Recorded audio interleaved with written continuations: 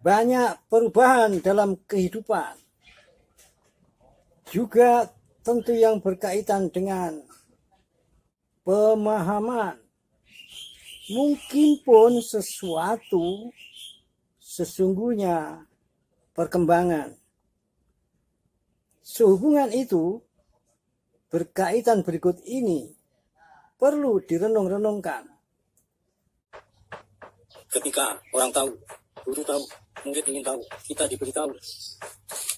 Namun lalu begitu saja. Tidak ada yang lanjut bertanya atau tidak berani bertanya, termasuk saya.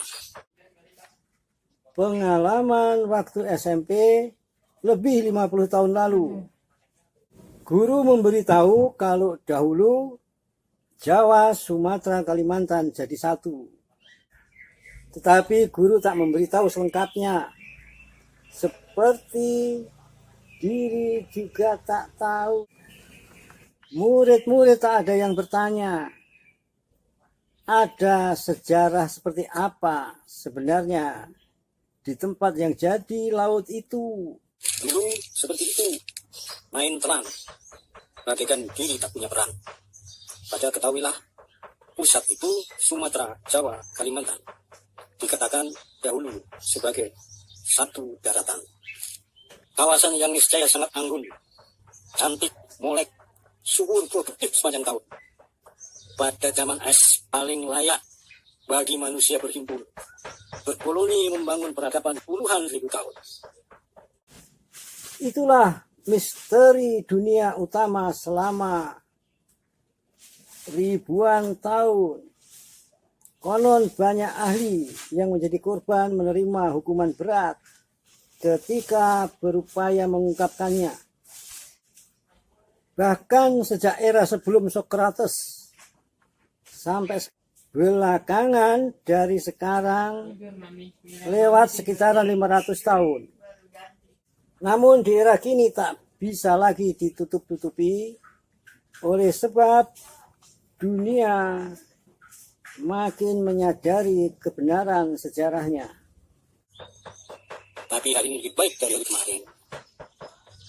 Jejak peradaban kuno sekali di segala arah terdapat. Wajar-wajar saja, walaupun ada rasa yang memuncak dari Afrika bagian barat sampai benua Amerika bagian barat. Faktanya di antara itu wilayah Nusantara Indonesia berada di tengah-tengah.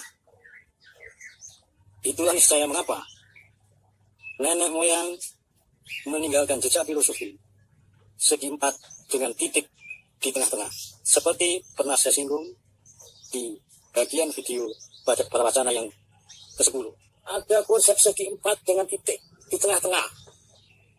Konsep pancer yang menebarkan kebaikan dari tengah-tengah. Konsep pancer yang menebarkan kebaikan dari tengah-tengah. Persebaran budaya global zaman lampau atau zaman es itu jejak-jejaknya sudah lama dilakukan penyelidikan. Persebaran budaya global dari tanah bumi Nusantara Indonesia ke segala penjuru dunia.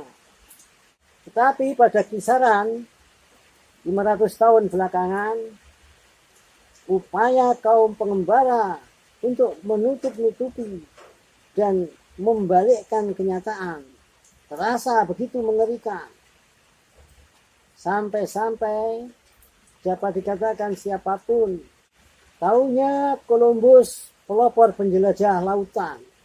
Padahal 1000 tahun sebelumnya sudah ada perdagangan rempah-rempah termasuk kayu manis dari sini sampai di bagian barat Afrika, tepatnya Ghana.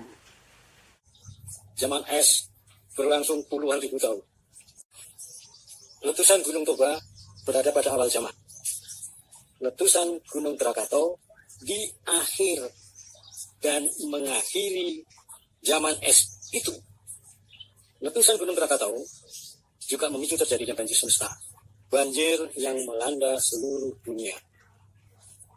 Banjir semesta melenyapkan banyak bukti pasti. Namun teknologi dan ilmu pengetahuan modern dapat menemukan artefak-artefak meskipun di dasar laut. Sementara pencatatan dalam bentuk simbol-simbol, mitos-mitos dapat dikonfirmasikan dengan peristiwa geologis yang pernah terjadi. Termasuk dunia pewayangan tentu. Dan oleh karena itu bila dipandang tidak bermanakan kedaerahan, itu sungguh tak patut. Gambaran mengenai adanya negara yang tenggelam oleh air laut juga terdapat di dalam epos yang menjadi konten dunia pewayangan kita. Bacalah. Ya, bacalah dengan pola berkemajuan. Kehidupan itu sangat panjang, berangkai-rangkaian. Tak baik menyempitkan diri, membodohkan diri dalam kebudayaan. Keadaban umum akan menertawakan bila keterusan. Kepenerusan penjajahan itu hawa nafsu tak perlu diikuti.